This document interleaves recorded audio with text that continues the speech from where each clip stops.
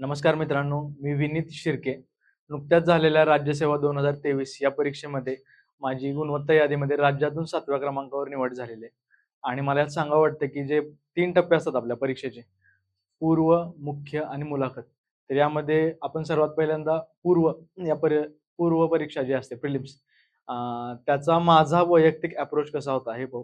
कारण की मला खूप विद्यार्थ्यांनी पूर्व परीक्षा बद्दल विचारले होते. माझा स्कोर सुद्धा पूर्व परीक्षेमध्ये नेहमीच चांगला राहिलेला आहे. 2021 मध्ये मला 133 मार्क होते आणि 2022 मध्ये मला 114 मार्क होते आणि 2023 मध्ये मला 125 इतके मार्क होते, जो की एक सेफ स्कोर समजला जातो. त्याच्या माध्यमातून तुम्ही पूर्व परीक्षा झाल्यानंतर पहिल्या दिवसापासून तुम्ही मुख्य परीक्षेची तयारी करू शकता. त्यामुळे पूर्व परीक्षा ही खूप महत्त्वाची आहे आणि त्याची जी वैयक्तिक माझी स्ट्रॅटेजी होती ती मी तुमच्याशी शेअर करत आहे. तर हे आहे माझं इंट्रोडक्शन. याच्या व्यतिरिक्त माझं एस-टी-आय आणि ए-एस-ओ या दोन्ही पदांवर सिलेक्शन झालं होतं. तर त्याच्या संदर्भात पण आपण बोलू. पण सर्वात पहिला आपला या व्हिडिओमध्ये फोकस राहील, की जो प्रिलिम्सचा जो अप्रोच आहे राज्यसेवा, तर तो आपण पाहू. तर सर्वात पहिला स्ट्रॅटेजी काय असावी? ह्या संदर्भामध्ये खूप मुलं विचारतात. तर माझं असं वैयक्तिक मत आहे, की स्ट्रॅटेजी म्हणजे काय? तर स्ट्रॅटेजी हा असा खूप वेग शब्द आहे. तर तुम्हाला जे मार्क्स मॅक्सिमम मिळवण्यासाठी जे तुमच्याकरिता वर्क करतं, ते करणं म्हणजे स्ट्रॅटेजी, असं मला एक वाटतं. त्यानंतर आता एकंदरीतच पद मिळवण्यासाठी जे आपल्याला बॉटलनेक्स म्हणजे आपल्या मराठीवर अडथळे काय असतात? तर क्लास 1 मिळवण्यासाठी काय लागतं?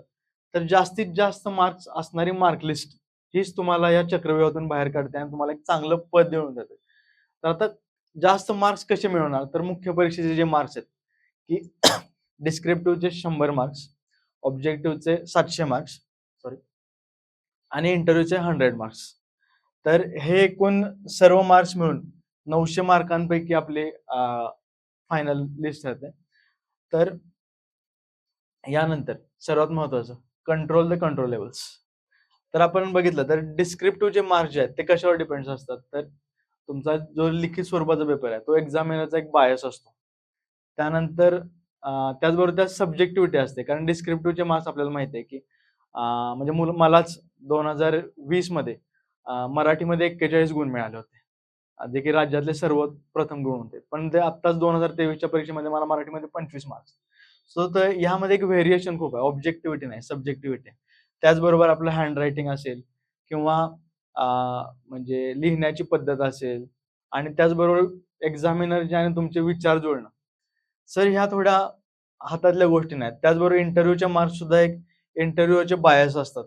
त्याचबरोबर तो दिवस जो असतो मुलाखतीचा, की त्या दिवशी इंटरव्ह्यूचा मूड कसा आहे, त्याचबरोबर तुमची बोलण्याची शैली कशी आहे, तुमची प्रोफाईलकडे बघण्याचा मुलाखतकाराचा दृष्टिकोन काय आहे. तर हे सर्व इंटरव्ह्यूचे मार्क्स सुद्धा हे आपल्या हातात फारसे नाहीत. तर यामध्ये हातात असणारे मार्क्स कुठले आहेत? तर ते आपले मेन्सचे मार्क्स आहेत. कारण की का?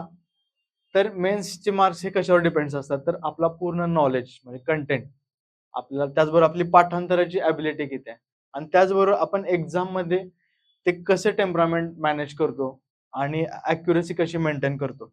सर मॅक्सिमम कंट्रोलेबल फॅक्टर जर बघितलं, तर हे मेन्स एक्झाम म्हणजे ऑब्जेक्टिव्ह एक्झाममध्ये. त्यामुळे मला असं वाटतं, की जर पूर्व म्हणजे एकंदरीतच पद मिळवण्यासाठी शहाणपणाचं धोरण हेच असेल, की मेन्समध्ये मॅक्सिमम मार्क्स काढणं हेच. पण मेन्स देण्यासाठी सर्वात पहिला आपल्याला एक महत्त्वाचा टप्पा पार पडावा लागतो. तो म्हणजे तो आपला प्रिलिम्सचा.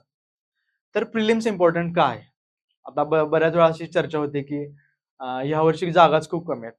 300 जागा आहेत, 200 जागा आहेत. पण सर्वांनी एक लक्षात घेतलं पाहिजे, की मुलाखती म्हणजे मेन्सला जे मुलं क्वालिफाय होतात, ते एक ठराविक रेशोमध्येच होतात. म्हणजे तुम्हाला 200 जरी उदाहरणार्थ की जागा असल्या, तरी 200 गुणिले 18 किंवा 19 एवढाच चंक असतो. म्हणजे तुम्ही एकदा प्रिलिम्स क्लिअर केली, की तुम्हाला कॉम्पिटिशनची जी इंटेन्सिटी आहे ती सेम राहते. तुम्हाला 18 किंवा 19 मुलं एका पोस्ट मागे असंच कॉम्पिटिशन राहतं. त्यामुळे प्रिलिम्स ही खूप इम्पोर्टंट आहे. आणि पर्टिक्युलरली 2024 ची जर बघितली, तर आपल्याला माहिती आहे की हा एक ऑब्जेक्टिव्हचा लास्ट अटेम्प्ट आहे. म्हणजे त्याच्याबद्दल असं भीती बाळगायचं कारण नाही. पण हे पण लक्षात घेतलं पाहिजे, की तितक्याच ताकदीनं सर्व उमेदवार उतरणार आहेत. कारण की ऑब्जेक्टिव्ह एक्झाम ही तुलनेनं डिस्क्रिप्टिव्हच्या तुलनेत प्रिडिक्टेबल आहे. त्याचबरोबर काही क्लास 2 असणारे अधिकारी त्यांना आपल्या आयुष्यामधली एक शेवटची संधी आहे, की क्लास 1 मध्ये कन्व्हर्ट करण्याची कमीत कमी वेळेत. तर त्यामुळं प्रिलिम्स ही खूप इम्पोर्टंट आहे. आणि त्याचबरोबर आपल्याला माहिती आहे, की पहिली अन्सर की, दुसरी अन्सर की, त्या माध्यमातून मग एखादे 3-4 प्रश्न कॅन्सल होणे किंवा चेंज होणे. त्यामुळे व्हेरिएशन जे होतं, त्यामुळं होईल का नाही आपली प्रिलिम असं जर आपण कुठल्यातरी एक दोलायमान अवस्थेत असेल, तर ते मेन्सच्या प्रिपरेशनचा आपला खूप टाईम घालवतं. आपल्याला विनाकारण वेगवेगळ्या चर्चेमध्ये आपला टाईम घालवतो. त्यामुळे प्रिलिम्समध्ये एक सेफ स्कोर असणं, जो की 125 ते 130 हा मागच्या 2-3 वर्षांचा तरी अनुभव माझा आहे, की एक सेफ स्कोर आहे. म्हणजे तो आपण जरी चेंजेस जरी झाले, तरी आपण प्रिलिम्स ही इझिली पास होऊ शकतो. त्यामुळे प्रिलिम्स ही खूप महत्त्वाची आहे आणि मी नेहमीच प्रिलिमला खूप इंटेन्सली अभ्यास केला. आणि त्याचबरोबर प्रिलिमचं अजून एक असं आहे, की आपल्याला खूप व्हास्ट एरिया कव्हर करायचा असतो आणि आणि त्यातून आपल्याला 100 प्रश्न येतात. त्यामुळं प्रिलिम्स ही थोडीशी इंटेन्सली करावी लागते. सर्वप्रथम मी माझे रिसोर्सेस काय आहेत ते शेअर्स करतो आणि नंतर त्यानंतर आपण परत एकदा डिटेलमध्ये आपण प्रत्येक सब्जेक्टची जी स्ट्रॅटेजी आहे, ते आपण बघू. तर माझे रिसोर्सेस जे होते, की पी-वाय-क्यू. पी-वाय-क्यू जे आपल्याला माहिती आहे, की मार्केटमध्ये अवेलेबल असणारा 21,000 चा प्रश्नसंच आहे किंवा एम-पी-एस-सी सारथी नावाचं ॲप्लिकेशन आहे किंवा काही-काही जण आपले जे अ, आयोगाचे जे स्टँडर्ड पेपर्स आहेत, ते पी-डी-एफमध्ये किंवा प्रिंट फॉर्मॅटमध्ये वापर करून करू शकता. मी वैयक्तिकरित्या प्रिंट केलेले पेपर हे खूप मोठ्या प्रमाणात वापरले होते. म्हणजे माझ्याकडे स्पायरल बाइंडिंग होतं प्रिलिमचं. पहिला आपण रिसोर्सेस बघू, त्यानंतर इन डिटेल स्ट्रॅटेजी बघू. त्यानंतर पॉलिटीला माझा प्रिलिमचा रिसोर्स होता, की लक्ष्मीकांतचं इंडियन पॉलिटी पुस्तक आहे आणि त्याचबरोबर 1-2 प्रश्न जे येतात पंचायत राजचे, ते मी किशोर लवटे सरांच्या पुस्तकातून सोडवले होते. जिओग्राफीला आपल्याला माहिती आहे, की इंडियन जिओग्राफी आणि फिजिकल जिओग्राफी जे 11th एन-सी-ई-आरटीची 2 पुस्तकं आहेत. तो माझा सोर्स होता. त्याचबरोबर महाराष्ट्र जिओग्राफीसाठी दीपस्तंभ ते पुस्तक आहे, ते वापरलं होतं. एन्व्हायर्नमेंटसाठी शंकर रायसचं पुस्तक म्हणजे मी असं सर्वांनाच रिकमेंड करत नाही. कारण पण माझी यू-पी-एस-सीची बॅकग्राऊंड असल्यामुळं शंकर रायसचं पुस्तक मी आधी वाचलं होतं. पण मग मला वाटतं, की तुषार घोरपडे सरांचं पण एक पुस्तक आहे. तर ते सुद्धा तुम्ही वापरू शकता. त्याचबरोबर ॲडव्हान्स एन्व्हायर्नमेंट म्हणजे असे चॅनल्स आहेत, की त्याच्यावरचा सुद्धा जो कंटेंट आहे, त्याच्या मी थोड्या शॉर्ट नोट्स बनवल्या होत्या. ते मी स्ट्रॅटेजीच्या वेळी तुम्हाला सांगेनच. त्याचबरोबर इकॉनॉमिक्ससाठी देसलेचा पार्ट 1 आणि थोडे पॉप्युलेशन, सस्टेनेबल डेव्हलपमेंट आणि सोशल सेक्टर इनिशिएटिव्ह अशासाठी देसलेचा पार्ट 2 आहे. तो एक बघितला होता. हिस्ट्रीसाठी समाधान महाजन सरांचं पुस्तक हे स्टँडर्ड आहे. आणि त्याचबरोबर मी ज्ञानदीपचं पुस्तक वापरलं होतं, की प्राचीन व मध्ययुगीन भारताचा इतिहास. पण यावेळेला मी एक अभ्यास मित्र नावाचं एक चॅनल आहे. त्याच्यावर प्राचीन आणि मध्ययुगीन असे दोन्ही अ, म्हणजे सब्जेक्ट जे आहेत इतिहासाचे, ते एकाच व्हिडिओमध्ये होते. ते सुद्धा मला खूप चांगले वाटले. म्हणजे त्याच्यातून माझे 3 प्रश्न जवळपास सुटले होते 4 पैकी. तर अभ्यास मित्र नावाचं YouTube चॅनलवरचे व्हिडिओ सुद्धा जे आहेत, ते चांगले आहेत. मला वाटतं चैतन्य सर म्हणून आहेत. ते तुम्ही बघू शकता. आणि जनरल सायन्ससाठी भस्के सरांचं पुस्तक आहे. काही-काही जण म्हणजे स्टेट बोर्डची पुस्तकं 8वी, 9वी, 10वी ते सुद्धा वापरतात. ते सुद्धा खूप चांगले आहेत. त्याचबरोबर करंट अफेअर्ससाठी मी नेहमी सिम्प्लिफाईड ची डायरी जी आहे तीच वापरली होती. आणि आता जसं की ह्या एक्झामला एप्रिल किंवा जूनपर्यंत जे म्हणजे ट्रायमंथली जे असतं त्रैमासिक सिम्प्लिफाईडचं तर ते सुद्धा तुम्ही वापरू शकता. पृथ्वीचं मॅगझिन सुद्धा बरेच जण वापरतात. पण माझा वैयक्तिक हा सोर्स नेहमी सिम्प्लिफाईडची डायरीज राहिलेला आहे. त्यानंतर प्रिकॉशन्स. तर परत एकदा आपण इन डिटेल स्ट्रॅटेजी बघू. माझे अप्रोच काय होता. सर्वात महत्त्वाचं पी-वाय-क्यू. पी-वाय-क्यू महत्त्वाचे आहेत हे सर्वांना माहिती आहे. सर्व टॉपर सांगतात, की पी-वाय-क्यू महत्त्वाचे आहेत. पण पी-वाय-क्यूच्या बाबतीत माझा अजून एक असं सजेशन राहील, की प्रिलिम्सच्या बाबतीत पर्टिक्युलरली फुल लेंथ पेपर जे आहेत 100 मार्कांचे, ते गो थ्रू केले पाहिजेत. म्हणजे असं नाही, की सिलेक्टेड आपण इतिहासाचे पी-वाय-क्यू बघतोय, पॉलिटीचे बघतोय. त्याला कारण एक आहे, कारण की 100 मार्कांचं ज्यावेळी आपण पूर्ण उदाहरणार्थ 2023चा पेपर बघितला, तर पूर्ण पेपरचा आपल्याला आवाका लक्षात येतो, की कुठल्या टाइपच्या प्रश्नांना वेटेज किती आहे आणि त्यामुळे एक होलिस्टिक अप्रोच जो असतो प्रिलिमच्या बाबतीत, तर तो महत्त्वाचा आहे. त्यामुळे मी सजेस्ट करेल, की फुल लेंथ जे आपले पेपर आहेत, ते डेली एखादा बघितलेला प्रिलिमचा, तर ते खूप महत्त्वाचं राहील. त्यानं आपल्याला एक फ्रेमवर्क डेव्हलप होतं. एमपीएससी सारथी नावाचं ऍप आहे. त्या ऍपवर पण सबस्क्रिप्शन बेस्ड ते पण मी वापरलं होतं मध्ये मध्ये सिलेक्टिव्हली. त्याचा फायदा असा आहे की तुम्ही म्हणजे विषयानुरूप जे आहेत प्रश्न सोडवू शकता. उदाहरणार्थ शाश्वत विकासाचा एक टॉपिक आहे. तर त्यावर तुम्ही सगळे जे प्रिव्हियस इयरचे प्रश्न आहेत आणि ना की फक्त प्रिलिम्सचे, मेन्सचे असतील किंवा कंबाईन, फॉरेस्ट अशा इतर ज्या एक्झाम एमपीएससी कंडक्ट करते. तर त्यावरचे पण तुम्ही ह्या ॲपवरून सोडवू शकता. आणि आता पॉलिटीवर सर्वात महत्त्वाचं आपल्याला सर्वांना माहिती आहे, की पॉलिटी हा एक खूप स्कोरिंग सब्जेक्ट आहे. आणि एकंदरीतच प्रिलिममध्ये असतं, की पॉलिटी, जिओग्राफी आणि इकॉनॉमी आणि एन्व्हायर्नमेंट हा जो 50 मार्कांचा जो बल्कमध्ये येणारे प्रश्न आहेत, त्यात आपण मॅक्सिमम स्कोर केला तर आपण प्रिलिम्स सेफ झाले असं मानलं जातं. तर पॉलिटीच्या बाबतीत पण तेच आहे. फक्त पॉलिटीमध्ये लक्ष्मीकांत सारख्या पुस्तकाची एक काळजी घेतली पाहिजे, की इन डिटेलमध्ये त्याचं रीडिंग केलं पाहिजे. आणि छोटे-छोटे नुआन्सेस असतात आणि त्याचबरोबर पी-वाय-क्यूचं अॅनालिसिस. उदाहरणार्थ जर पॉलिटीला बघितलं, तर पार्लिमेंटरी डिव्हाइसेस जे आहेत, ते प्रिलिम्सला ऑलमोस्ट दरवर्षी येतात किंवा पार्लिमेंटवर एक प्रश्न हा नेहमीच येत असतो. तर मग त्या डिव्हाइसेसमध्ये आपलं 0 ओव्हर किंवा कॉलिंग अटेन्शन मोशन असेल, तर त्याच्या संदर्भामध्ये एक्झॅक्टली कधी ते इंट्रोड्यूस केले गेले इंडियन सिस्टममध्ये किंवा उदाहरणार्थ एक प्रश्न होता, की panel of vice chairpersons in Lok Sabha जो आहे, तो नॉमिनेटेड आहे का इलेक्टेड आहे? असे जे कन्फ्यूज करणारे प्रश्न आहेत. तर असे डिटेलमध्ये वाचणं ते खूप गरजेचं आहे. आणि त्याचबरोबर पॉलिटीचं एम. लक्ष्मीकांतच्या पुस्तकामध्ये जे मागं प्रॅक्टिस प्रश्न दिलेले आहेत किंवा इव्हन यूपीएससीचे सुद्धा एक सगळा मागच्या वर्षांचे पी-वाय-क्यू आहेत. ते पण आपण सोडवणं गरजेचं आहे. कारण की यूपीएससी मधून पण डायरेक्ट एमपीएससी प्रिलिमला प्रश्न बऱ्याचदा रिपीट झाले आहेत. त्यामुळे आपल्याला असा डायरेक्ट फायदा होऊ शकतो. त्यामुळे ती एक काळजी घेणं गरजेचं आहे आणि विशेषतः ज्यांचे 2-3 अटेम्प्ट झालेत, त्यांना एक माझं सजेशन राहील की पॉलिटीच्या केसमध्ये तेच पुस्तक वाचून आपल्याला एक सॅच्युरेशन येतं, की नको वाटतं त्याच गोष्टी वाचायला आणि आपण ग्रँटेड घेतो, की लक्ष्मीकांत काय आपल्याला येऊनच जातं, पॉलिटीचे प्रश्न येऊन जातात. पण मला असं वाटतं, की त्यांनी तो आळस टाळून जर आपला रीडिंग होत नसेल, तर ग्रुप डिस्कशनच्या माध्यमातून असेल किंवा जास्तीत जास्त एमसीक्यू सोडवणं असेल. ह्या सगळ्या इन डिटेल नुआन्सेस ज्या आहेत पॉलिटीच्या, तर त्या घेणं खूप गरजेचं आहे. त्याचबरोबर पंचायत राज सारखा एक टॉपिक आहे.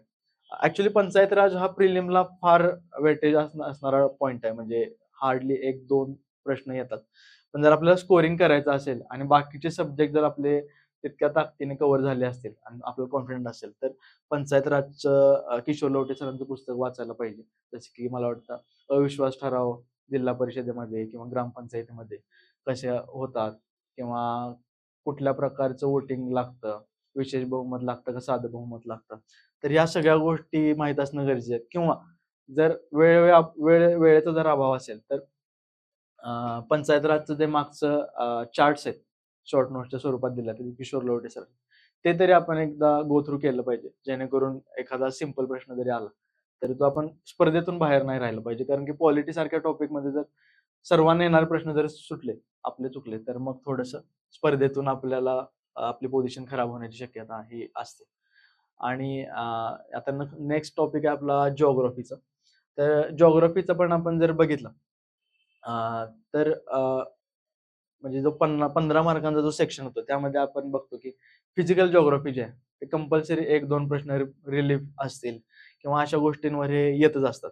त्याचबरोबर इंडियन जिओग्राफीवर पण हल्ली प्रश्न खूप कन्सेप्च्युअल येतात, की इंडियन मान्सून किंवा वेस्टर्न डिस्टर्बन्सेस, सायक्लोनिक डिस्टर्बन्स आहेत. याच्यावर खूप कन्सेप्च्युअल प्रश्न पर्टिक्युलरली येतात आणि मला वाटतं की जेव्हापासून आपलं ॲग्री फॉरेस्ट जे कंबाईन झालेत, तेव्हापासून जिओग्राफी आणि एन्व्हायर्नमेंटवर खूप कन्सेप्च्युअल प्रश्न विचारण्याची संख्या वाढली आहे. महाराष्ट्राचा जो भूगोल आहे त्याच्यावर अ, आले तर खूप बेसिक प्रश्न येत आहेत. जसे की मला वाटतं ज्या रांगा आहेत आपल्या डोंगर रांगा, की सातमाळा, अजिंठा, शंभू महादेव यांचा सिक्वेन्स नॉर्थ टू साउथ आला होता. तर ह्या बेसिक प्रश्न येतात. त्यामुळे मला वाटतं की आपला मोस्टली पार्ट हा अ, आपण फिजिकल जिओग्राफी आणि इंडियन जिओग्राफीवर दिला पाहिजे. त्याचबरोबर मला एक असं सजेस्ट करावं वाटेल, की आपण जर पर्टिक्युलरली 2021, 22 आणि 23 या जिओग्राफीचं जर बघितलं, तर थोडेसे असे प्रश्न येतात, की ह्या तिन्ही टेक्स्ट बुकमध्ये पण नाहीत. उदाहरणार्थ, की Weber's theory of industrial location असं आहे किंवा ऑप्टिमम पॉप्युलेशन थिअरीचे जे थिंकर्स आहेत तर ते असतील किंवा म्हणजे अशा ज्या गोष्टी आहेत. तर म्हणजे मी सजेस्ट करेल की जर आपलं हे पुस्तकांवर जर आपली कमांड असेल किंवा आपले जे स्टँडर्ड सोर्स आहेत, तर UPSC जिओग्राफीचा ऑप्शनल जो आहे त्यामध्ये काही काही पॉइंट्स आहेत, जसे की Weber's theory of industrial location तो त्यामध्ये नाही. ऑप्टिमम पॉप्युलेशन थिअरीचे पॉइंट्स त्या आहेत. तर तो टॉपिकचे जस्ट आपण एक अंडरस्टँडिंग किंवा सेंट्रल आयडिया काय, उदाहरणार्थ की अजून इंडस्ट्रियल लोकेशनच्या थिअरी आहेत, काय काय सेंट्रल प्लेस थिअरी आहे किंवा ऑप्टिमम पॉप्युलेशन थिअरीच्या संदर्भामध्ये थिंकर्स आहेत. तर त्यांचा अजून त्यांची मेन सेंट्रल आयडिया काय होती. तर ह्याच्या संदर्भामध्ये जर आपण इंटरनेट सर्च जरी केला अ, तर तर तो फायद्याचा राहील. एक मिनिट. तर इंटरनेटचा वापर पण थोडासा करा. पण जो जर ह्या टॉपिकवर जर पहिला कमांड आली असेल, तरच तिकडे जा असं मी सजेस्ट करेन. कारण की हातातले मार्क्स घेणं हे पहिलं सर्वात पहिल्यांदा महत्त्वाचं आहे. महाराष्ट्राच्या भूगोलासंदर्भात मी असं सजेस्ट करेल, की या पुस्तकाचे जे मॅप्स वगैरे आहेत किंवा बेसिक आयडिया ज्या डोंगर, रांगा, नदी असतील, याच्याबरोबरच पी-वाय-क्यू जर सॉल्व्ह केले सगळे महाराष्ट्राच्या जिओग्राफीचे, तर त्यातून तुम्हाला काही डेटा मिळू शकतो आणि जो कधी-कधी डायरेक्ट प्रश्न त्याच्यावर आपले येत राहतात. अ, याच्यानंतर एन्व्हायर्नमेंट. एन्व्हायर्नमेंटचा सर्वात महत्त्वाचं की सिलेबस बघा. कारण की एन्व्हायर्नमेंटच्या प्रिलिमच्या सिलेबसमध्ये उघड-उघड बायोडायव्हर्सिटी, क्लायमेट चेंज असे पॉइंट्स दिले आहेत.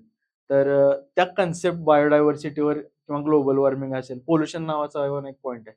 तर ह्या गोष्टी तुम्हाला शंकर आय.एस. सारख्या पुस्तकातून किंवा त्याचंच मला वाटतं की मराठी आवृत्ती तुषार घोरपडे सरांनी जी काढली, त्याच्यातून करणं गरजेचं आहे. हे मी UPSCला केलं होतं. त्यामुळे तर तुम्हाला जर इंग्लिशमध्ये वाचायची सवय असेल तर हे करू शकता. पण यामध्ये स्पेसिफिक पॉइंट करा. उदाहरणार्थ इकोटोन असेल किंवा इकॉलॉजिकल पिरॅमिड्स आहेत आपले. त्यामध्ये एनर्जी पिरॅमिड किंवा बायोमासचं पिरॅमिड्स असेल, अशा गोष्टी किंवा एन्व्हायर्नमेंटचे कन्व्हेन्शन वगैरे ज्या गोष्टी आहेत, कन्व्हेन्शन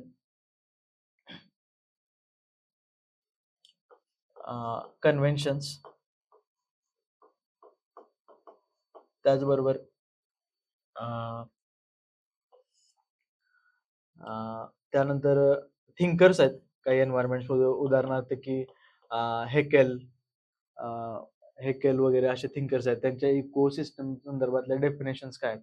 त्या पण त्याच्यावर डायरेक्ट प्रश्न येतात. मग तो त्यासाठी ॲडव्हान्स एन्व्हायर्नमेंट नावाचं एक चॅनल आहे. मी पर्सनली ते फॉलो केलं होतं आणि त्या चॅनलवरचा जो सगळा डेटा जो आहे, तो मी एका शॉर्ट नोट्सच्या माध्यमातून म्हणजे स्टोअर केला होता आणि तो आदल्या दिवशी किंवा परीक्षेच्या सकाळी तो एकदा बघून किंवा रेड लिस्ट स्पेसेस असतील, त्याच्यावर पण एक प्रश्न येतो.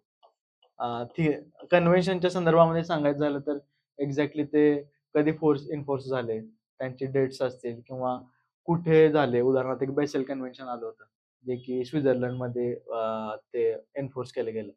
तर अशा स्वरूपामध्ये एन्व्हायर्नमेंटची तयारी करणं आणि तो 5च मार्कांचा 5च प्रश्न येतात त्यामध्ये. त्यामुळे पी-वाय-क्यू आणि प्रिव्हियस इयरचा जो म्हणजे पी-वाय-क्यू मधून येणारा जो डेटा आहे, त्याच्या माध्यमातून ह्याचा मागोवा घेतलेला कधीही चांगलं राहील. अ, त्याचबरोबर नेक्स्ट आपला आहे की इकॉनॉमिक्स. इकॉनॉमिक्सच्या संदर्भामध्ये जर नवीन विद्यार्थी जर असेल, तर सर्वांना असं वाटतं की इकॉनॉमिक्स म्हणजे आपल्याला देसलेंचं पूर्ण पुस्तक बऱ्याच गोष्टी कराव्या लागतात. पण इकॉनॉमिक्सच्या पर्टिक्युलरली मी इथं सजेस्ट करेल, की सर्वात पहिला इथं सिलेबस जो आहे, तो महत्त्वाचा आहे प्रिलिम्सचा. कारण की इकॉनॉमिक्सचा जो सिलेबस आहे प्रिलिम्सचा, तो खूप लिमिटेड आहे. त्यामध्ये तुम्हाला सस्टेनेबल डेव्हलपमेंट आहे. त्याचबरोबर पॉप्युलेशन, 5 इयर प्लॅन्स आणि इतर छोट्या ज्या गोष्टी आहेत, 1-2 प्रश्न येतात जसे की इन्फ्लेशन असेल किंवा या गोष्टी येतात. त्याचबरोबर सोशल सेक्टर इनिशिएटिव्ह नावाचा एक पॉइंट आहे, जो की आपण देसले पार्ट 2 जो आहे, त्याच्यामधून कव्हर करू शकतो. तर मी सजेस्ट करेल की पॉप्युलेशनचा जो टॉपिक आहे पहिला, तो खूप चांगल्या पद्धतीने केला पाहिजे. कारण की पॉप्युलेशन फक्त तुम्हाला इकॉनॉमिक्समध्ये नाही, तर ते जिओग्राफीमध्ये सुद्धा 1-2 प्रश्न येऊन जातात. त्याचबरोबर मेन्सला सुद्धा GS-1 किंवा 3 या दोन्ही टॉपिकमध्ये पॉप्युलेशन खूप महत्त्वाचं आहे. आणि पॉप्युलेशनच्या संदर्भामध्ये मी हे सजेस्ट करेल, की केवळ वरवरचे उदाहरणार्थ की साक्षरतेमध्ये पहिले 5 जिल्हे कुठले आहेत किंवा शेवटचे 5 जिल्हे कुठले आहेत. ह्याच्या बरोबरच थोडंसं एक ओव्हरऑल होलिस्टिक अंडरस्टँडिंग ठेवलं पाहिजे, जेणेकरून मधल्या जिल्ह्यांच्या संदर्भामध्ये जरी काही असेंडिंग, डिसेंडिंग ऑर्डर जर आली, तर कुठेतरी एक अंदाज लावायला एक स्कोप पाहिजे. त्यामुळे पॉप्युलेशन टॉपिक खूप चांगला करा. त्याचबरोबर 5 इयर प्लॅन जे आहेत आपले, ते पण खूप चांगले केले पाहिजेत. त्याच्यावर कंपल्सरी एक प्रश्न येतच असतो. त्यामध्ये मी सजेस्ट करेल की 9, 10, 11 आणि 12 याच्यावर खूप चांगल्या पद्धतीनं काम करा. त्याचबरोबर लँड रिफॉर्म नावाचा एक पॉइंट सजेस्ट केलेला नाहीये, पण त्याच्यावर कंपल्सरी एखाद दुसरा प्रश्न येतच असतो. लँड रिफॉर्मच्या बाबतीत मी असं सजेस्ट करेल, की पी-वाय-क्यू आहेत, ते खूप चांगल्या पद्धतीने करा. मोस्टली कन्सेप्च्युअलच प्रश्न येतात. कॉमन सेन्सने सुटून जातात. पण तरी एखादी स्कीम आली, उदाहरणार्थ की स्वामित्व नावाची स्कीम आली होती, ती लँड रिलेटेड आहे किंवा मला वाटतं की रेरा नावाचा एक पॉइंट आला होता, जो की लँड ॲक्विजिशनच्या संदर्भामध्ये आहे. तर ह्या गोष्टी पण तुम्ही केल्या पाहिजेत. सोशल सेक्टर इनिशिएटिव्हच्या गोष्टीमध्ये मी असं सांगेल की तुम्हाला सोशल सेक्टर इनिशिएटिव्हमध्ये तुमच्या स्कीम्स येतात. तर त्या स्कीम सुद्धा एक टार्गेटेड करा. कारण की हे सगळं पुस्तक पूर्ण करण्याला प्रिलिमच्या काळात तरी आपल्याला एवढा वेळ नसतो. मग टार्गेटेडमध्ये तुमचं काय येईल की तुमचं वुमनवर ऑलमोस्ट दरवर्षी एक प्रश्न आलाय. त्याचबरोबर सोशल सिक्युरिटी आहे. उदाहरणार्थ की श्रमयोगी मानधन योजना जी आहे, तर ती अनऑर्गनाइज्ड सेक्टरला आहे. त्याच्या संदर्भामध्ये प्रश्न आला होता. ज्यांनी खूप चांगलं पी-वाय-क्यूचं अॅनालिसिस केलं त्यांना माहित आहे की प्रधानमंत्री जनधन योजना जी आहे, तर त्या योजनेच्या संदर्भामध्ये खूप वेळेला तोच प्रश्न आलाय की त्याचे इम्प्लिमेंटेशन डेट कधी आहे किंवा त्याच्यामध्ये काय इन्क्लूड आहे. म्हणजे जनधन योजनेमध्ये नॉट जस्ट फायनान्शियल इन्क्लुजन, त्यामध्ये आपल्याला इन्शुरन्स आहे वगैरे अशा बऱ्याच गोष्टी आहेत. तर हे प्रश्न केले पाहिजेत. म्हणजे टार्गेटेड अप्रोच ठेवला पाहिजे.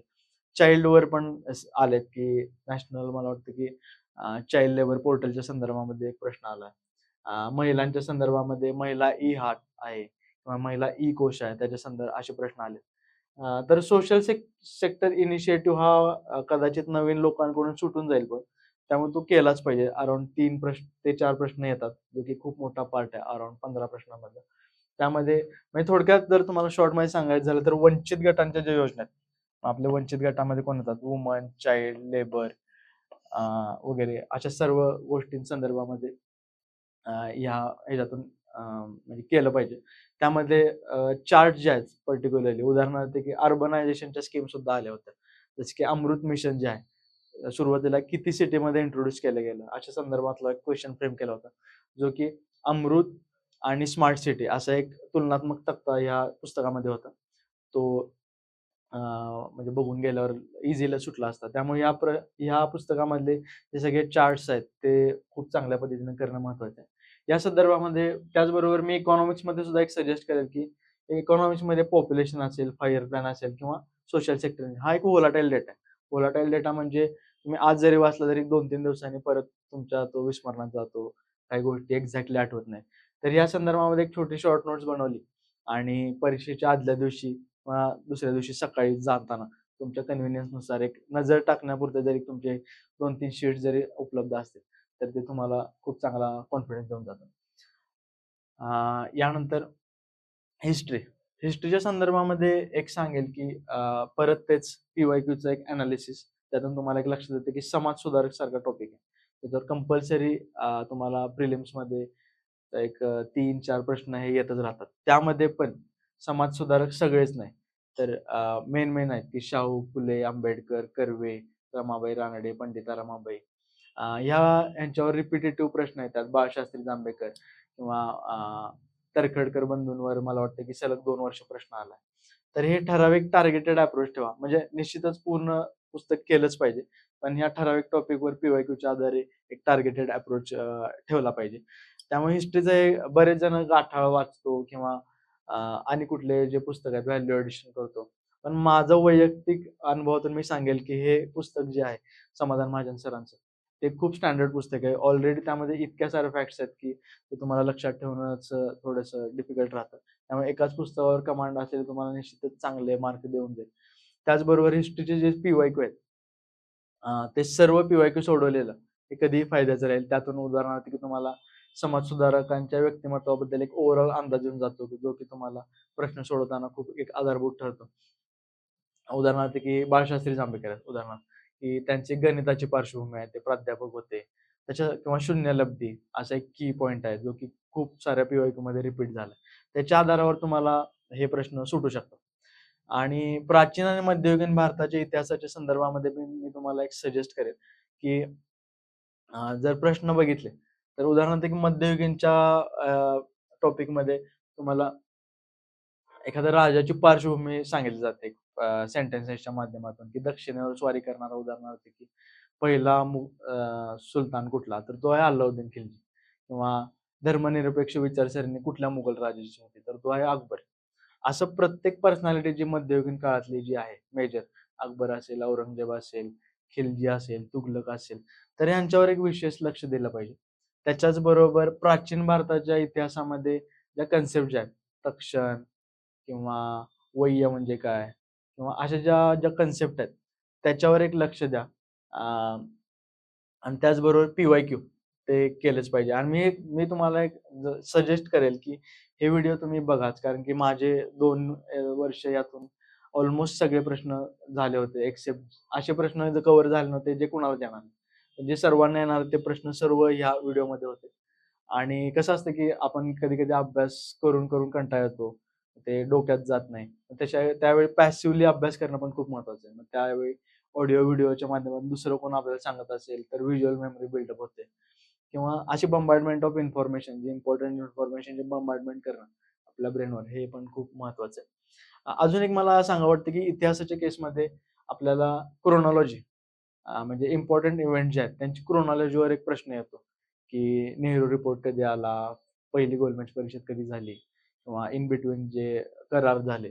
तर त्याच्यावर एक आधुनिक भारताचा जो इतिहास आहे स्वातंत्र्याचा, तर त्याचा एक पूर्ण एक होलिस्टिक क्रोनॉलॉजी जी आहे, ती आपली माहीत असणं हे खूप महत्वाचं आहे. अशा पद्धतीने तुम्ही इतिहासाचा अभ्यास करू शकता.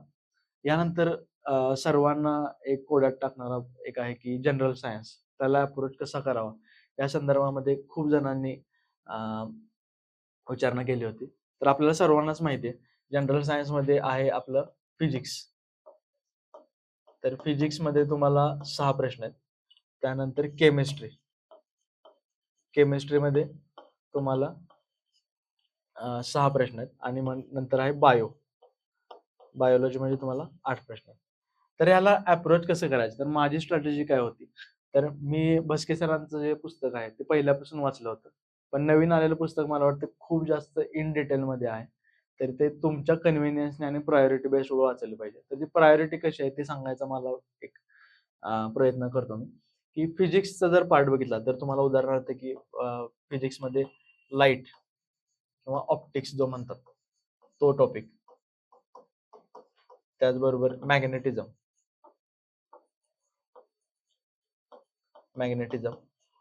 किंवा इलेक्ट्रिसिटी.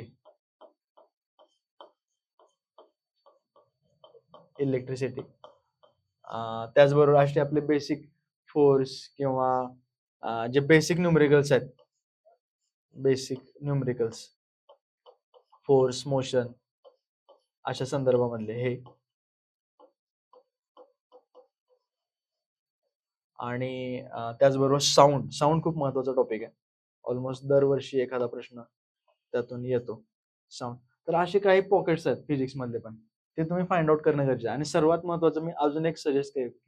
न्यूमेरिकल जे आहेत फिजिक्सचे, त्याच्यावर डेडिकेटली एक तयारी केली पाहिजे. कारण की त्याच्यावर जवळपास मिनिमम 2 मॅक्सिमम 4 असे प्रश्न आले आहेत. त्यामुळे मी तरी न्यूमेरिकलची एक स्वतःची एक स्वतंत्र एक छोटी शीट बनवली होती न्यूमेरिकल्सची. मग त्यामध्ये ग्रॅव्हिटेशनचे आपले एस्केप व्हेलॉसिटी सारखे फॉर्म्युले आहेत किंवा आपले जे मेन बेसिक 3 इक्वेशन आहेत. S is equal to ut plus 1/2 at square अशासारखे किंवा साउंड मधले काय आहेत किंवा आपल्याला पर्टिक्युलरली ऑप्टिक्समध्ये उदाहरणार्थ की रिफ्रॅक्टिव्ह इंडेक्स काढताना कधी-कधी कन्फ्युजन होतं, की म्हणजे इन्सिडेंट रेची व्हेलॉसिटी कुठं वर घ्यायची का रिफ्रॅक्टेडची खाली घ्यायची अशा संदर्भामध्ये. तर ह्याचं तुम्ही न्यूमेरिकल्स बनवणं हे खूप गरजेचं आहे. आणि न्यूमेरिकलसाठी एक स्वतंत्र शीट बनवणं, डेडिकेटली स्टेट बोर्डचे किंवा भस्के सरांच्या नवीन पुस्तकामध्ये सुद्धा पी-वाय-क्यू प्लस प्रत्येक टॉपिकवरचे प्रॅक्टिस एम-सी-क्यू जे आहेत न्यूमेरिकल्स, तर हे हे करणं हे खूप गरजेचं आहे. तर फिजिक्सला असा टार्गेटेड अप्रोच ठेवला, तर तो फायद्याचं ठरेल. निश्चितच पूर्ण फिजिक्स करायचंच आहे आपल्याला. पण त्यामध्ये पर्टिक्युलरली असे पॉकेट्स फाइंड आउट करून पी-वाय-क्यूच्या आधारे आणि न्यूमेरिकल्स एक सेपरेट. असा एक टॉपिक जर घेतला तर तुम्हाला ते खूप इझी राहील. यानंतर आहे आपला केमिस्ट्री. तर केमिस्ट्रीच्या संदर्भामध्ये पण तेच आहे आपल्याला. पॉकेट्स फाइंड आउट करायचे आहेत, की कुठल्या एरियामध्ये रिपिटेटिव्ह प्रश्न येतात. तर त्यामध्ये आपण बघितलं तर ॲटॉमिक केमिस्ट्री जी आहे, ॲटॉमिक केमिस्ट्री म्हणजे काय? तर अ, म्हणजे आता बोरचं मॉडेल कुठलं होतं? रुदरफोर्डचं मॉडेल कुठलं होतं? मग त्यांची ॲटमच्या संदर्भामध्ये काय संकल्पना होती? किंवा न्यूट्रॉन कुणी फाइंड आउट केले, चॅडविक, प्रोटॉन कुणी फाइंड आउट केले. अशा सर्व गोष्टी हे ॲटॉमिक केमिस्ट्री मध्ये येतात. म्हणजे तुमचं प्रोटॉन, न्यूट्रॉन आणि इलेक्ट्रॉन ह्याच्या संदर्भामधला अभ्यास आणि त्याच्या संदर्भामधली मतं. इव्हन आता नवीन जे एकदम ॲडव्हान्स कन्सेप्ट विचारली गेली होती, की पाय बॉन्ड वगैरे ते.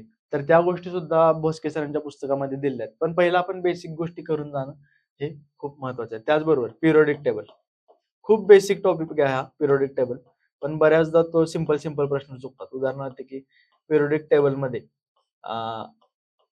मेटल किंवा नॉन मेटलची टेंडन्सी कुठल्या साईडला जास्त आहे किंवा कुठल्या साईडला कमी असेंडिंग डिसेंडिंग ऑर्डर ही होत जाते. अशा संदर्भातले प्रश्न आहेत. किंवा इलेक्ट्रोनिगेटिव्हिटीचा ट्रेंड कसा पिरियॉडिक टेबलच्या रो मध्ये होतो किंवा कॉलम मध्ये कसा होतो. तर हे टॉपिक पण महत्वाचे आहेत. त्याचबरोबर केमिकल रिएक्शन किंवा केमिकल रिएक्शन हा टॉपिक एक खूप महत्वाचा आहे.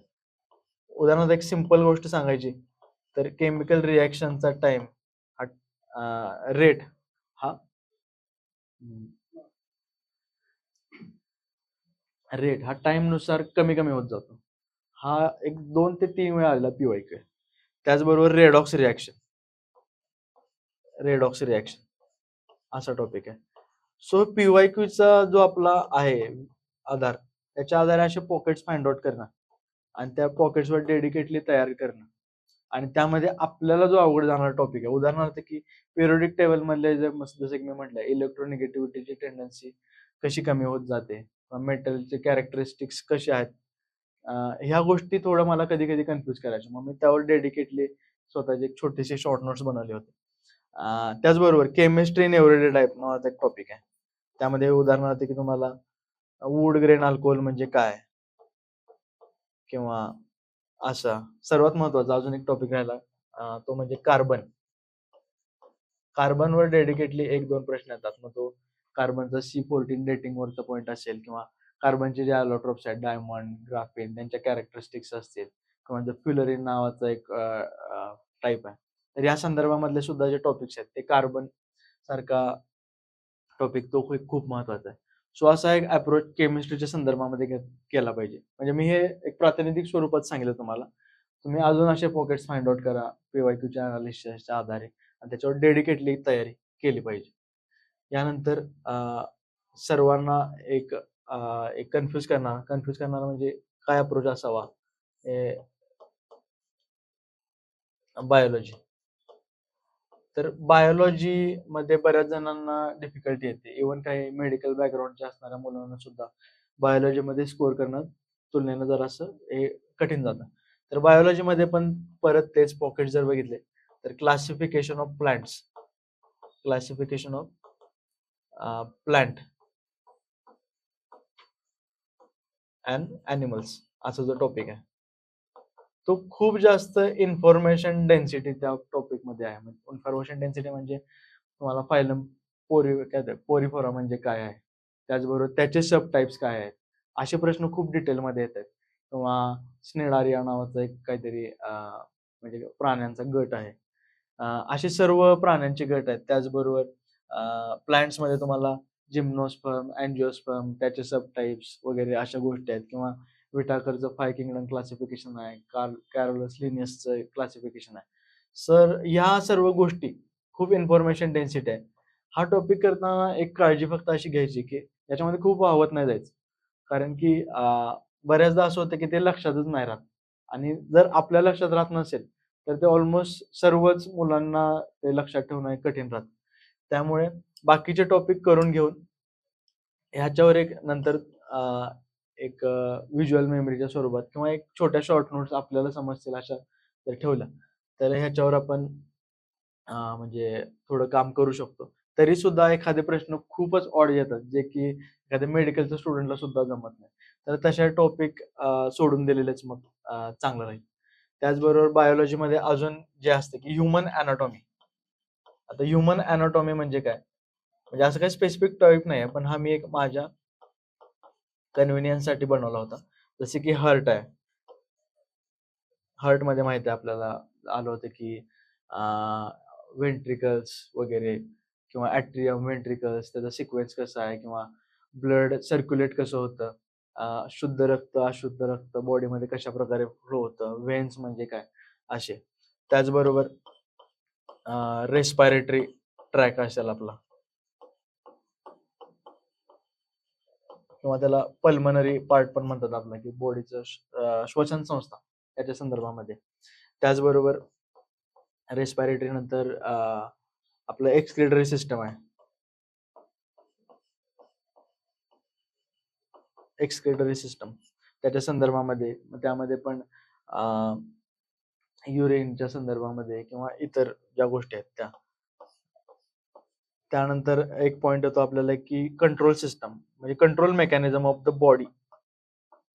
Control mechanism. मग त्यामध्ये आपलं येतं, की एकतर ते न्यूरोलॉजिकल कंट्रोल्स असतील किंवा आपले टिश्यूज, सेल्स वगैरे अशा ज्या गोष्टी आहेत. तर हे ह्यूमन एनाटॉमी म्हणजे माणसाच्या बॉडीशी रिलेटेड जे पार्ट आहे, शरीराशी रिलेटेड, तो एक भस्के सरांच्या पुस्तकामध्ये एक ठराविक चॅप्टर आहे. तर ते करणं खूप गरजेचं आहे आणि हे सोपे पण आहेत. कारण की हे आपल्याला व्हिज्युअलाइज होतं सगळ्या गोष्टी आणि ते लक्षात राहणं पण तुलनेनं सोपं आहे. त्याचबरोबर ह्या सेक्शनमध्ये एक प्रश्नांचा तुम्ही एक फॉर्मॅट आहे, तो लक्षात घ्या, की सिक्वेन्स विचारतात. उदाहरणार्थ, की हार्टचं जे ॲट्रियम, व्हेंट्रिकल्स लेफ्ट, राइट ह्यांचा सिक्वेन्स कसा आहे बॉडीमध्ये. त्याचबरोबर एक्सक्रिटरी सिस्टममध्ये युरिनरी सिस्टम जे आहे, तर त्यामध्ये P-C-T, D-C-T, loop of Henle यांचा एक सिक्वेन्स आहे. तर तो एक विचारलाय. त्यामुळे हा सिक्वेन्स करणं गरजेचं आहे. त्याचबरोबर एक ह्युमन डिसीज नावाचा एक पॉइंट आहे. मग त्यामध्ये तुमचा बॅक्टेरियल डिसीज कुठले किंवा बेसिक व्हायरल डिसीज कुठले, एड्स सारख्या रोगावरची कुठली टेस्ट आहे का? किंवा टायफॉइडवर काय होतं? हा एक टॉपिक भस्के सरांच्या पुस्तकात दिलाय. तो एक खूप महत्वाचा आहे. ब्लड सारखा एक टॉपिक आहे, की ब्लडचं कॉम्बिनेशन काय? युनिव्हर्सल डोनर कोण? युनिव्हर्सल ॲक्सेप्टर कोण? तर ह्या गोष्टी सुद्धा ब्लड सारखं टॉपिक करणं हे खूप महत्वाचं आहे. अ, ठीक आहे. एवढेच असं म्हणजे बायोलॉजीच्या संदर्भामध्ये सुद्धा तुम्ही असा एक टार्गेटेड अप्रोच ठेवा. आणि पर्टिक्युलरली जर कोणी कंबाईनची तयारी करत असेल, तर कंबाईनच्या प्रिलिम आणि नवीन चेंज झालेल्या सिलेबसनुसार क्लासिफिकेशन ऑफ प्लांट आणि ॲनिमल जो आहे, तो एक खूप महत्त्वाचा टॉपिक आहे आणि तो तरी कंबाईनला खूप जास्त डीपमध्ये विचारतात. त्याचबरोबर जनरल सायन्सच्या संदर्भामध्ये मी असं सजेस्ट करेल, की संपूर्ण पी-वाय-क्यू जे आहेत, ते एकदा सॉल्व्ह करून घ्या. कारण की त्यामधून मोस्टली एखादा दुसरा प्रश्न रिपीट होण्याचे जे चान्सेस आहेत, ते खूप जास्त आहेत. त्यामुळं सायन्सला एकंदरीतच हा अप्रोच असा ठेवला, तर ते जास्त संयुक्तिक राहील असं मला वाटतं. तर मित्रांनो करंट अफेअर्सच्या संदर्भामध्ये जसं की मी पहिल्यांदाच सांगितलं, की सिम्प्लिफाईडचं जे पुस्तक आहे, तेच मी वाचलं होतं. सिम्प्लिफाईडचं इयर बुक आहे. त्याचबरोबर त्रैमासिक असतात 2. म्हणजे जसे की 2024 द्यायचे जर अ, मला द्यावे लागले असते, तर मी असं ठरवलं होतं, की एप्रिल आणि जून असे दोन्ही मासिक केले असते. त्यामध्ये पण आता मार्केटमध्ये वादविवाद आहेत, की एप्रिलपर्यंतच करा किंवा जूनपर्यंतच करा.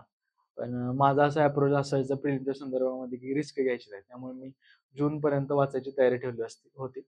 त्यामुळे तुम्ही तुमच्या कन्व्हिनियन्सनुसार पण मिनिमम एप्रिलपर्यंत तरी केलंच पाहिजे यावर्षी. पण त्यामध्ये जर तुम्ही पृथ्वी करत असाल मॅगझीन, तर तेही तुम्ही कंटिन्यू करू शकता. म्हणजे नव्यानं काही सोर्स बदलण्याची गरज नाहीये. पण करंट अफेअरमध्ये परत मी सांगतो, की म्हणजे जो एक ठराविक एरिया फाइंड आउट करणं. त्यामध्ये जर बघितलं तर पर्सन इन न्यूज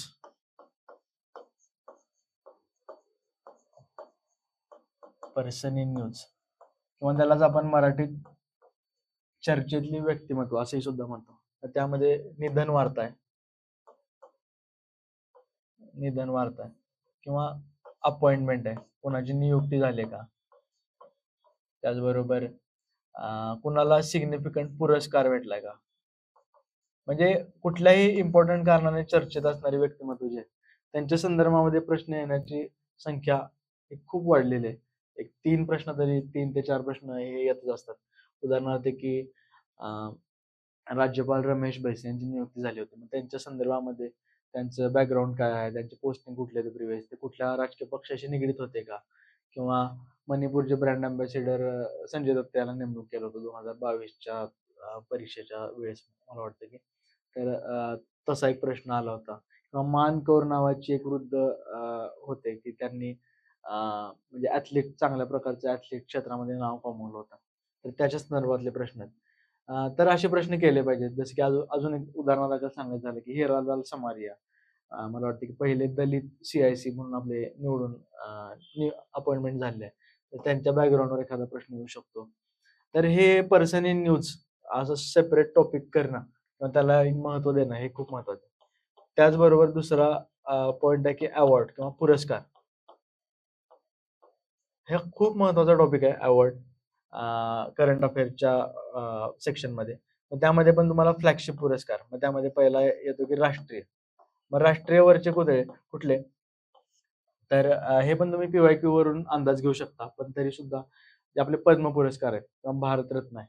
तर ह्याच्या संदर्भामध्ये त्यामध्ये पण पद्म पुरस्कारांमध्ये पण मराठी कोण जर असतील का, तर ते विशेषत्वाने बघा, की महाराष्ट्रीयन कोणी आहे का? किंवा कुठली महत्त्वाची पर्सनॅलिटी जिला पद्म पुरस्कार भेटलाय, तर ते बघा. त्याचबरोबर साहित्यातले पुरस्कार जे आहेत, मग साहित्य अकादमीचे सर्व श्रेणीचे पुरस्कार, म्हणजे युवा असेल, बालक असेल, असे सर्व पुरस्कार जे आहेत किंवा हिंदीमध्ये सुद्धा काही-काही पुरस्कार असतात. तर किंवा बिर्ला फाउंडेशनचा पुरस्कार असतो. तर हे सर्व पुरस्कार, फ्लॅगशिप पुरस्कार बघणं हे खूप महत्त्वाचं आहे. किंवा चित्रपट आणि मनोरंजन क्षेत्रामधले राष्ट्रीय पातळीवरचे पुरस्कार आहेत, की राष्ट्रपती पदक कुणाला मिळालंय का? किंवा फिल्मफेअरचा पुरस्कार कुठल्या ह्याला भेटलाय का? किंवा अ, राष्ट्रीय पुरस्कारांमध्ये असं कुठलं मराठी नाव आहे का, की ज्याला पुरस्कार भेटलाय? तर हे बघणं पण खूप गरजेचं आहे. त्याचबरोबर इंटरनॅशनल लेव्हलचे सुद्धा पुरस्कार जे आहेत, मग ते ग्रॅमी असतील किंवा रॅमन मॅगसेसे, नोबेल, त्याचबरोबर ऑस्कर हे पुरस्कार. मग त्यामधले पण इम्पोर्टंट श्रेणी ज्या आहेत, की महत्त्वाचं पुरस्कार जसे की मी तयारी करत असताना एलिफंट विस्पर्स नावाचं एक शॉर्ट फिल्म आहे त्या भारताची. त्याला ऑस्करमध्ये खूप चांगलं रिकग्निशन मिळालं होतं. मग त्याच्या संदर्भामधली माहिती आपल्याला असणं हे खूप गरजेचं आहे. त्याचबरोबर राष्ट्रीय आणि इंटरनॅशनल पातळीवरचे पुरस्कार झाल्यानंतर असे काही एक स्पेसिफिक पुरस्कार असतात, की वर्ल्ड फूड प्राइज आहे, की इंडियन व्यक्तीला मिळाला असतो किंवा मॅथेमॅटिक्स क्षेत्रामधला एक आबेल नावाचा पुरस्कार आहे, तर तो कोणाला भेटलाय का? तर ह्या गोष्टी माहीत असणं पुरस्कार हे खूप गरजेचं आहे किंवा क्रीडा क्षेत्रामधले सुद्धा जे पुरस्कार आहेत, बॅलन डिओर किंवा असे जे पुरस्कार आहेत, ते माहीत असणं किंवा आय-सी-सीचे काही पुरस्कार आहेत, जे भारतीय खेळाडूंना मिळालेत वगैरे. तर ते माहीत असणं हे खूप गरजेचं आहे. त्यानंतर अवॉर्ड्स नंतर एक श्रेणी अजून येते की स्पोर्ट्स. तर स्पोर्ट्सच्या संदर्भामध्ये एक ओव्हरऑल माहीत असणं म्हणजे सर्व श्रेणींमधलं. मग केवळ क्रिकेट नाही, म्हणजे बहुसंख्यांना क्रिकेट आवडतो. पण त्याचबरोबर एक आला होता की सौदी अरेबियन ग्रँड प्रिक्स कोणी जिंकली? तर तो मॅक्स वर्स्टपेन होता. तर म्हणजे ग्रँड प्रिक्सचा असेल किंवा स बॅडमिंटन क्षेत्रामधले असतील किंवा म्हणजे सर्वच एकंदरीत. हॉकीचे पण हल्ली ओडिसामध्ये खूप वर्ल्ड कप झालेले आहेत रिसेंटमध्ये. तर त्या संदर्भामध्ये माहिती असणं किंवा काही-काही वेळा आय-पी-एलच्या संदर्भामध्ये सुद्धा सर्वाधिक बोली लावलेला एखादा खेळाडू कोण आहे? तर हे मोस्टली असे फॅक्च्युअल स्वरूपाचेच प्रश्न अ, येतात. तर हे स्पोर्ट्स श्रेणी सुद्धा आपण एक कव्हर केली पाहिजे. त्याचबरोबर एक येतो की इंटरनॅशनल रिलेशन. आता इंटरनॅशनल रिलेशन म्हणजे काय? तर एखादी महत्त्वाची घडामोडी घडते का? उदाहरणार्थ की अ, मागचं 2023च्या वर्षामध्ये G20ची समिट भारतामध्ये घडली. मग त्या संदर्भामध्ये वेगवेगळे इव्हेंट्स पूर्ण वर्षभर चालत होते. मग त्या संदर्भामध्ये G20च्या संदर्भामध्ये काय असतील किंवा OPEC सारखी संस्था आहे, त्याच्यामध्ये रिसेंट कोणाला सदस्यत्व मिळालंय का? किंवा काढून घेतलंय का? किंवा ब्रिक्स सारखी एक संस्था आहे, ज्याच्यामध्ये भारताचा खूप महत्त्वाचा रोल आहे. त्याच्यावर कुणाचे अपॉइंटमेंट झाले का? त्याचबरोबर इंटरनॅशनलमध्ये एक इन्फ्रास्ट्रक्चर नावाचा एक सेक्शन असतो. इन्फ्रास्ट्रक्चर म्हणजे असं काही सेक्शन नसतो, पण मी माझ्या कन्व्हिनियन्ससाठी केला होता, की उदाहरणार्थ छाबर पोर्ट किंवा भारत आणि म्यानमारमध्ये सुद्धा एक मला वाटतं की मल्टीमोडल नेटवर्क आहे किंवा छाबार पोर्ट आहे. असे काय महत्त्वाचे प्रोजेक्ट्स आहेत का? त्याचबरोबर नॅशनल लेव्हलच्या ज्या न्यूज आहेत, त्या पण खूप महत्त्वाच्या आहेत.